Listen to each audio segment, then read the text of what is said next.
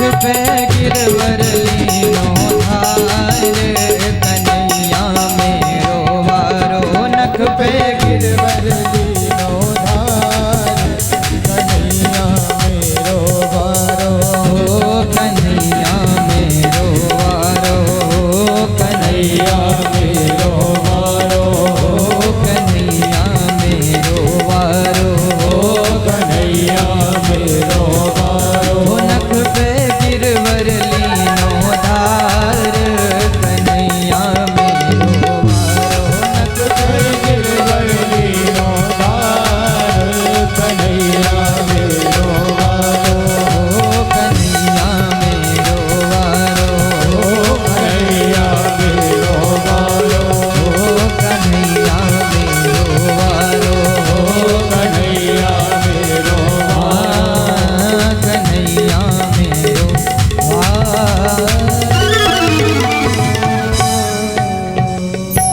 बोलो गिरवरधारी भगवान की जय। तो इस प्रकार से भगवान ने 7 कोस लंबे चौड़े गिरिराज पर्वत को अपनी 51 उंगली के नख पर धारण कर लिया। तो प्रश्न उठता है कि भैया जब गिरिराज जी को धारण किया, जब इंद्र ने सांबर्तक नाम के मेघों को आदेश दिया, तो जब इतनी अतिवृष्टि हुई, जल वृष्टि हुई, तो सारा पानी गया तो गया कहां? तो सुखदेव जी कहते हैं राजन, कुछ तो भगवान का दिव्य सुदर्शन चक्र उस सारे पानी को सुखाता जा रहा था। भगवान का दिव्य सुदर्शन चक्र जो पानी की बूंदें बरसाएं तो पानी की बूंदों को रोक लेवे, वहीं पर सुखा देवे आकाश में।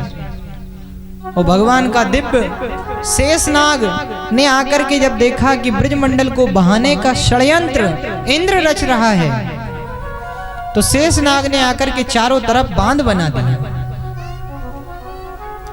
और तीसरी बात कि अगस्त ऋषि एक कोने पर बैठकर के सारे पानी को पीने लगे, सारे जल का पान करने लगे। ये वही अगस्त ऋषि है जो 3 ही बार में संपूर्ण समुद्र का पान कर गए थे। तो कहने लगे, परीक्षित ने पूछा महाराज अगस्त ऋषि कैसे पानी का पान कर गए? बोले भैया ये बहुत पुरानी बात है।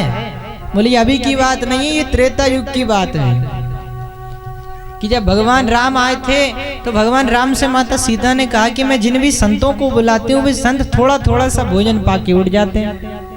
अरे कोई ऐसा संत आना चाहिए जिसको मैं भरपेट भोजन करा सकूं, जब तक मेरी आत्मा तृप्त ना होवे तब तक वो भोजन करता रहे।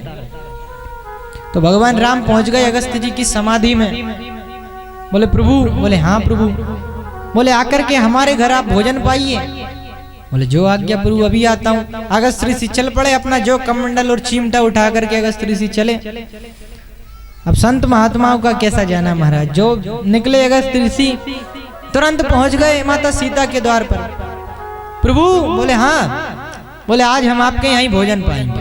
बोले अवश्य पाइए प्रभु, ये तो हमारा सौभाग्य है कि संतों को हम भोजन कराएंगे। वो कहने लगे आप विराजिए, अभी मैं आपके लिए लेकर के आती हूँ। मैया जानकी अपनी रसोई में गई। रसोई में जाकर के बहुत बड़ी थाल में मैया ने 50 प्रकार की कटोरियों को रखा। वो 50 प्रकार की कटोरियों को रख करके उसमें नाना प्रकार की सब्जी, नाना प्रकार का भोजन रख दिया महाराज। खाने वाला भोजन, पीने वाला भोजन, चूसने वाला भोजन, नाना प्रकार की सामग्रियां उसमें रख दी। और जो उसमें सामग्री रखी नाना प्रकार की वो अगस्त ऋषि के सामने ले जाकर के जैसी पधराई। अगस्त ऋषि देख करके कहने लगे कि मैया यदि भोजन करवाना है तो ठीक से कराओ ना। बोले क्यों महाराज, क्या आपत्ति है? बोले अब इतने से भोजन को मैं नाक में डालूं कान में डालूं? बोले भोजन करवाना है तो अच्छी प्रकार से थोड़ा विस्तार करके करवाओ। तो मैया प्रसन्न हो गई, अरे कोई पाने वाला तो आया मेरे घर। तो मैया गई रसोई घर में। रसोई घर में जाकर के जानकी मैया ने अपनी कढ़ाई को चढ़ा दिया और जो बड़ी सी कढ़ाई को चढ़ा करके पूड़ियां निकालने लगी। कहने लगी कि प्रभु आप तो पाइए, मैं बनाती हूँ। और जो अगस्त ऋषि भोजन करें, सुबह की शाम हो गई लेकिन भोजन बंद नहीं होगा। सुबह का जो भोजन चल रहा है वो लगातार चल ही रहा है, बंद होने का तो नाम ही नहीं है। मैया जानकी जी अपना पसीना आवे वो पोंछे। मैया जानकी बड़ी परेशान, न जाने बाबा कौन से जन्म को भूखो है, मौसी बदलो ले वो आयो है का। लेकिन फिर भी संत भूखा नहीं उठना चाहिए, इसका पूरा प्रयास माता जानकी जी कर रही हैं। श्री सीता जी इसका प्रयास कर रहे हैं कि संत भूखा नहीं उठना चाहिए। तो मैया जानकी ने क्या किया, तुरंत अष्ट सिद्धि नवनिधि का ध्यान किया। मैया जी आइए प्रकट होकर के मेरी रक्षा कीजिए, मेरी भोजन बनवाने में सहायता कीजिए। तो आठों सिद्धियां आड़िमा महिमा गरिमा प्राप्ति प्राकामी ईसद वसत आदि प्रकट हो गई, नवनिधि प्रकट हो गई।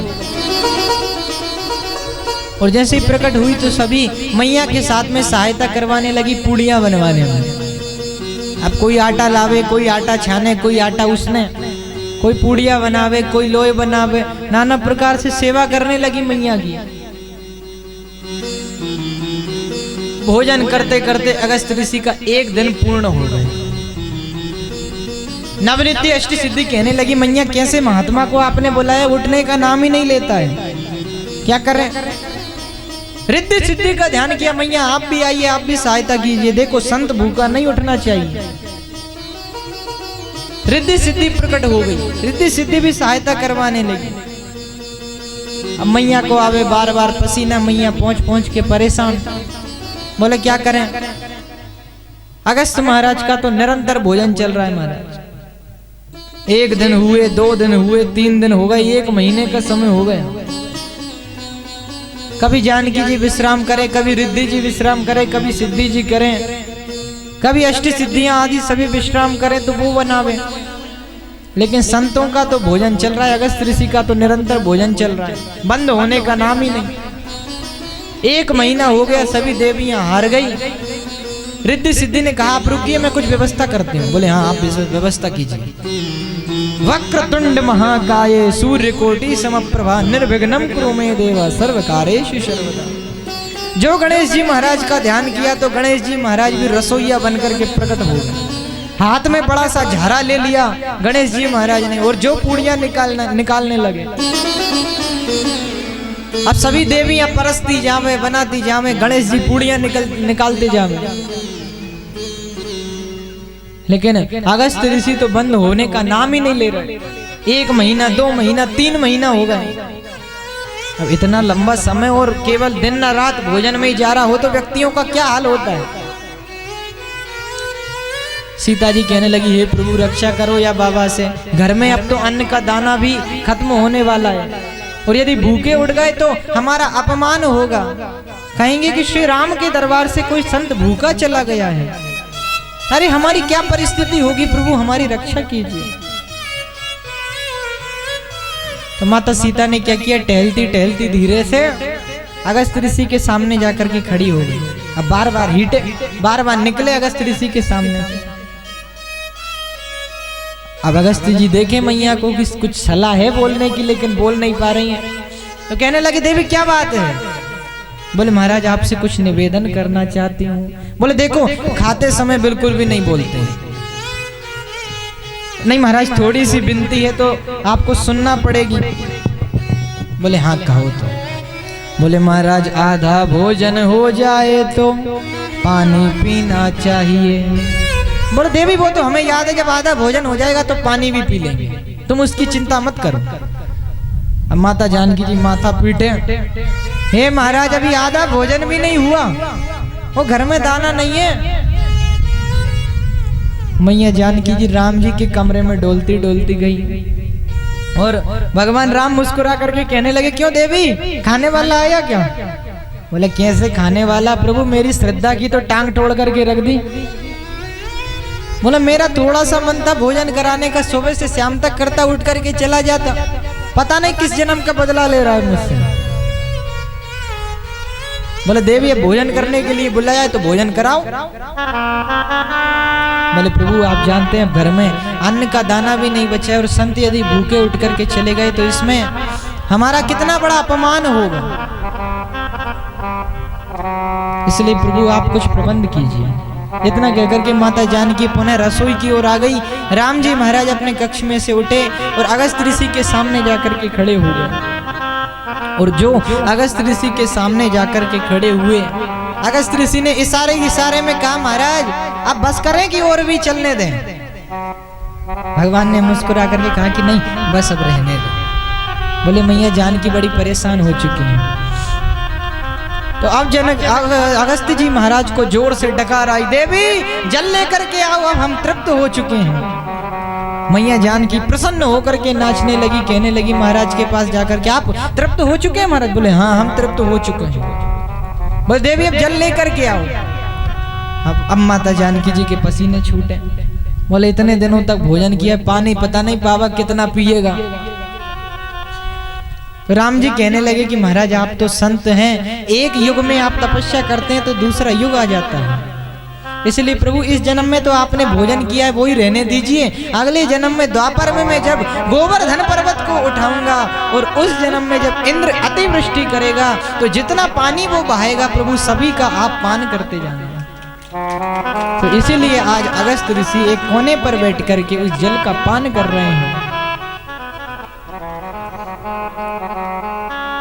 सभी ब्रजवासी इस प्रकार से गिरिराज पर्वत के नीचे खड़े हैं और सभी प्रेम से गा रहे हैं, ओ गिरिराज धरण हम तेरी शरण, गिरिराज धरण हम तेरी शरण, गिरिराज धरण हम तेरी शरण, गिरिराज धरण हम तेरी शरण, गिरिराज धरण हम तेरी शरण, हम तेरी शरण लाला तेरी शरण, हम तेरी शरण लाला तेरी शरण, हम तेरी शरण कान्हा तेरी शरण, हम